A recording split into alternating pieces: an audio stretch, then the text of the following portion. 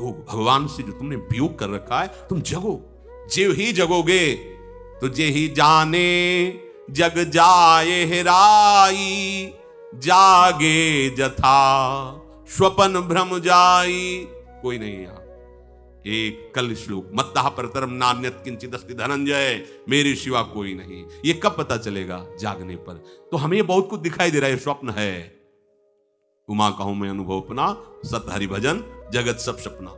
तो बोले तुलसीदास हरि नाम सुधा तजी, सठ हठ पियत विषय विष मांगी। अगर कहीं संतों के पास भी गए तो क्या मांग रहे हैं? हठ करके विषय विष मांग रहे हैं। वो आत्मदेव नाम के एक ब्राह्मण थे, सब कुछ समृद्धि थी, संतान थी नहीं, बड़े दुखी गृहस्थी में। हमारा कुल चलाने वाला होना चाहिए। बड़ा भ्रम बैठा हो, हमारा कुल चलाने वाला नहीं, सब बेकार, जीवन ही बेकार हो गया। बिना गुरु के यदि शास्त्र पढ़ोगे ना तो भ्रमित हो जाओगे। स्पष्ट लिखा, पुत नाम के नरक की उसको प्राप्ति होती जिसके संतान नहीं होती। अब तो गृहस्थ में बेचारा पड़े परेशान। उन्होंने सोचा इससे अच्छा है आत्महत्या कर लें। बहुत संतों के पास जाकर के यज्ञ करके सब अपनी कामनाओं की पूर्ति चाहते, दान पुण्य दे करके। उसने भी जितना उपाय हुआ किया, नहीं हुई संतान। मरने के लिए जंगल में उधर से एक सन्यासी जी आ रहे थे। देखा साधु तो ब्राह्मण तो थे, उठे प्रणाम किया। देखा उनको उदास क्यों हो? उनका महाराज उदास ही नहीं, मैं तो आत्महत्या करने आया हूं यहाँ जंगल में। अरे ये तो महापाप है, आत्महत्या तो बड़ी दुर्गति का कारण है। बोले महाराज अगर आप बचाना चाहते हो तो आप कृपा करो। क्या क्या चाहते हो? बोले हमारे पास सब कुछ है, बेटा नहीं, बेटा नहीं दोगे तो हमारा जीवन बेकार। तो उन्होंने अंतर्दृष्टि से देखा और कहा 7 जन्म तक तेरे पुत्र नहीं भाग्य में तेरे लिखा है। तो उसने कहा फिर तो अभी मरते, आत्महत्या करते, हम 7 जन्म की बात, हम 7 दिन नहीं जिएंगे, हमें पुत्र चाहिए। संत का दयालु। देखो जिनके पास तपस्या और भजन का धन होता है, जब भगवान अधीन है तो कुछ भी कर सकते हो, कुछ भी कर सकते हैं। प्रारब्ध मिटाना कोई बड़ी बात नहीं। प्रारब्ध जानते कोई देवता थोड़ी है, तुम्हारा पीछे का किया हुआ कर्म है। और इधर चोर का भजन है, भजन के प्रभाव से कर्म को नष्ट करने में देर थोड़ी लगती है। ये तो अच्छे शुभ कर्म करो तो तुम्हारा प्रारब्ध बदल जाएगा। भजन का प्रयोग प्रारब्ध बदलने के लिए थोड़ी है।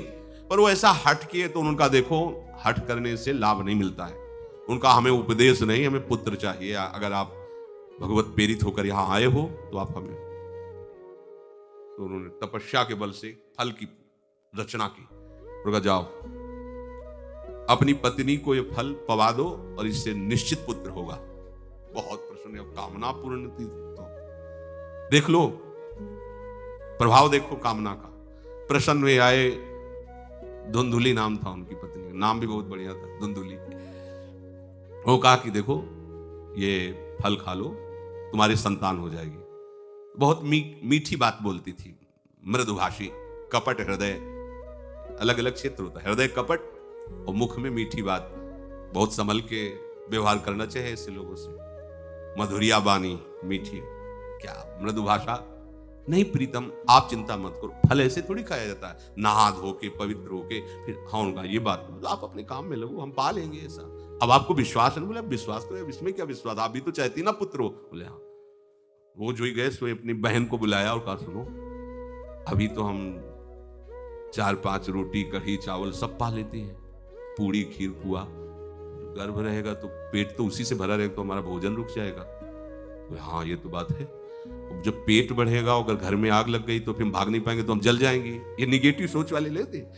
और पंडित जी तो इसी बात में लगे कि गर्भ रह जाए तो क्या करें, तुम्हारा हम खाएंगे तो है नहीं, पक्की बात, पर करें तो क्या करें। पंडित जी को कैसे समझो? उनका देखो एक बात है, हमारे गर्भ है, हमारे कई लड़के हो चुके हो, गरीबी है ही है हमारे यहाँ।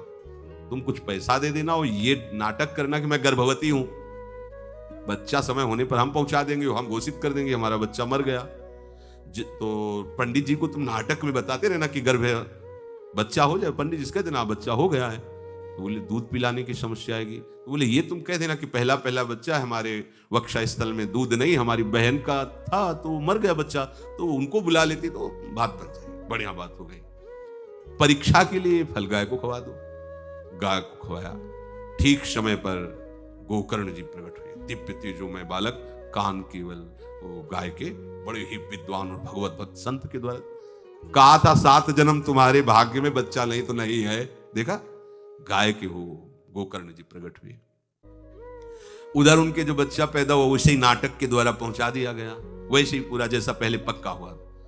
अब उसने कहा कि हमारे तो स्तनों में दूध नहीं, हम अपनी बहन को बुला लें, उनका बच्चा मर गया। हाँ हाँ, हमारा बच्चा स्वस्थ होना, आप बुला लो, उसको हम धन भी देंगे, वो हमारे बच्चे की सेवा कर। अपने नाम से जोड़ करके उसका नाम रखा धुंधकारी, धुंधुली, और धुंधकारी अज्ञान का साक्षात स्वरूप। अब जैसे ही वो अवस्था बढ़ती गई तो उसके पापाचरण बढ़ना शुरू हुए।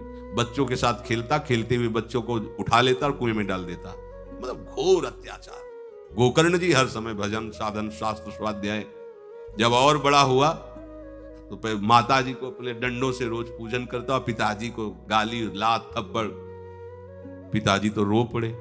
गोकर्ण जी से कहा कि बेटा हमारी गाय से प्रकट हुए पर भरोसा आप ही का है, बचा सकते हो। तो बोले पिताजी जाओ यहां से, भाग जाओ यहां से, एकांत जंगल में जाकर भगवान श्री हरि का भजन करो।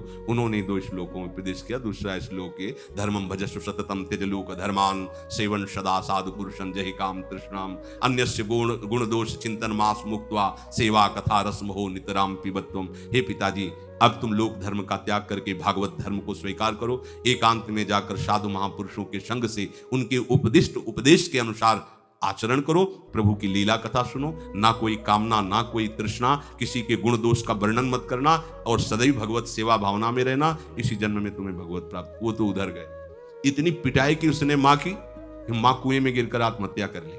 फिर तो मनमानी आचरण, कुछ वैश्याओं को रखा और चोरी करके लाया। वैश्याओं ने सोचा किसी दिन पकड़ा जाएगा ये और हम, तो उसके हाथ पैर बांध दिए चारपाई में, ला के मुख में अंगार डाल, वो मरा भयानक प्रेत। कामना ने क्या किया? सर्वनाश। किसी को हरि विमुख होकर कभी सुख मिल सकता है? आप संतों के पास जाइए, अपनी कामना रखिए। हम ये नहीं कहते कि कामना तुम त्याग पाओगे, कामना रखिए। भगवान के पास जाइए, अपनी कामना रखिए, क्योंकि आप कामना से युक्त हैं। पर छूट इतनी दे दीजिए कि जिसमें हमारा मंगल हो वो करना। जैसे नारद जी भगवान से अपनी कामना रखते हैं कि हमारा ब्याह करवा दीजिए, और बाद में एक छूट दे देते हैं कि जेहि विधि होए नाथ हित मोरा। तो हरि को अच्छा लगेगा, गुरुजनों को अच्छा लगेगा कि इस कामना से इसका कोई जीवन बाधित नहीं होगा, वो पूर्ण भी कर देंगे। और अगर लगा कि इसका पतन हो जाएगा तो आप रोते रहो तो भी कामना की पूर्ति नहीं करेंगे। उत्तम बात तो ये है कि कामना हरि की प्राप्ति की करो, वो सर्व सुख स्वरूप है। किसी का अन्य आश्रय अन्य बल ना लेते हुए अपने श्यामा श्याम के चरणों का आश्रय लेकर निरंतर भजन करो तो ये अनुभव हो जाएगा कि सुख किसे कहते हैं। अभी तुम्हें परिचय ही नहीं मिला, सुख किसे कहते हैं। सुख सच्चिदानंद है, सुख एक रस है, सुख अविनाशी है। वो सुख सदैव बढ़ता रहता है, घटता कभी नहीं। एक रस होते हुए भी प्रतिक्षण वर्धमानम है, कभी कभी अंत नहीं होता इस सुख का। ऐसे अनंत सुख के लिए हमें मनुष्य जन्म मिला है। प्यारे, इसे मत खोइए। हर समय राधा राधा राधा राधा राधा, और किसी को दुख मत दीजिए। कोई गंदा नशा मत कीजिए, कोई गंदे आचरण मत कीजिए, गंदा भोजन मत कीजिए जिससे अन्य जीवों को कष्ट हो। ऐसा कोई भोजन स्वीकार मत करो। इसी जन्म में आप देख लेना, इसी जन्म में आपको वो वस्तु मिल जाएगी, निहाल हो जाओ। हम किसी पक्षपात की बात नहीं करते। अगर इस छाती को बचपन से अभी तक ऐसा, तो हम कह देते कि भाई आगे कुछ भी हो, कोई भी हमारी गलती हो, हम ये मान सकते हैं। पर हमें ये पता चला कि बचपन से आज तक जलता ही रहा, कभी शांति नहीं मिली, भागता ही रहा पर कभी विश्राम नहीं मिला। और हम ये आपको कह रहे हैं कि जैसा प्यार प्रभु वैसा अन्यत्र कहीं कभी कहीं नहीं मिला। और प्रभु के प्यार का मूर्तिमान स्वरूप हमारी प्यारी जू, निहाल कर दिया प्रभु ने। प्यारी जू के चरणों का आश्रय और उनका परिचय देकर पूछो, बस यहां वाणी मौन हो जाती है। प्यारी जू तो प्यारी जू, और हम ही नहीं, आप सब महाभाग्यशाली है। वृंदावन आए, राधा किशोरी जी के घर में आए और उनकी चर्चा सुन रहे हैं, उनके सिद्धांत सुन रहे हैं। कहीं ना कहीं आपके अंदर उनकी तरफ बढ़ने की इच्छा भी है। ये बहुत बड़ी बात है। बस इस इच्छा को, इस आशा को इतना बढ़ा लो कि कोई इच्छा न रह जाए, कोई आशा न रह जाए। हर समय निरंतर नाम